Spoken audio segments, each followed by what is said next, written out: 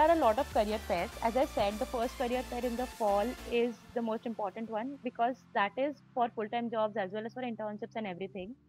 The second career fair happens somewhere in February, which is spring and summer internship career fair. So that is focused on that, but still full-time jobs are also available uh, through that career fair. And there are virtual career fairs and other smaller events happening. And there are platforms like Handshake, where you just like for Cornell has a thing called Handshake, where you prepare your profile and you're out there, and it is always connected to the industry. So even if some industries release some internships in the mid of October or mid of March or somewhere, you can get it notified about it through Handshake, and you can apply out mid of nowhere. So uh, so as I told you, career fair happens twice a year. One of them is a really big one. Other one is more focused on internships. But there are full-time offers available at both of them. So the fall career fair is the one you should be targeting if you are in a one-year course. That is really important for you. Uh, yeah, for full-time jobs, preparation is like you have to step one. You have to go one step ahead.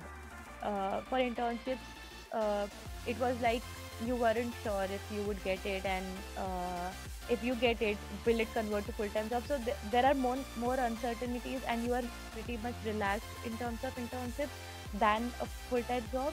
So for full-time job, your network has to be really strong, and you have to make sure that your resume reaches the hiring manager.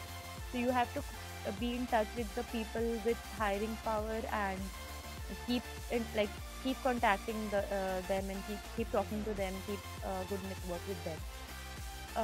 So yeah, I already discussed the strategy you should be following for a full-time job. You have to talk to alumni, you have to talk to your professors, your seniors, you have to network with them, you have to keep networking. And there are a lot of tools available on through Cornell, and there are a lot of articles and everything coming up. There are newsletters coming up which help you on these tips, like the career services has newsletters and everything which tell you like how to network and how to keep networking, how to continue your job search and all that. And it is a tough task, I guess, because I have just entered in the phase where I'm networking with people because I want to get a job when I graduate next May. So I have 1 year, but I started right now. And uh, when I approached the career office, they just said, you have started at the right time. This is early, but it is good time to network. So build your network maybe by end of the summer, and then just start applying. So like I am keeping a target like before the next fall career fair happens, I should have a network already, so that when I talk to a certain company there, I know a person from that company already, so I can just tell them that I've just submitted my resume. Let me know of the possible openings, or I would be glad to know of the openings that are coming up, and uh, maybe come up to your site and visit the industry and like that. So, so interview process, there are all kinds of processes happening. Like some of them could be like you end up in the career fair, they call you for an interview within a week, or they can even call you after 5 or 6 months when the opening happens, if they really liked your resume. I have seen such cases as well.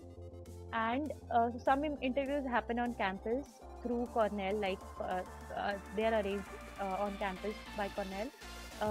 But some of them can, most of them happen on site, so you have to travel to that company, and uh, so they most of the times reimburse your travel costs and everything. So there are multiple rounds. There could be as less as 3 rounds to as much as 6 to 7 rounds. Like they, sorry, like they accept your resume, ask you some questions. The next round will be a video interview or a telephonic interview. The third one would be going on their site, and that would be it. Or it could be third one going on their site, the fourth one going to a different location, or the interview with the CEO or CTO, and it continues. So, and there could be medical examination, so like that. So the process is uh, pretty much lengthy, and that's why you should be starting really early.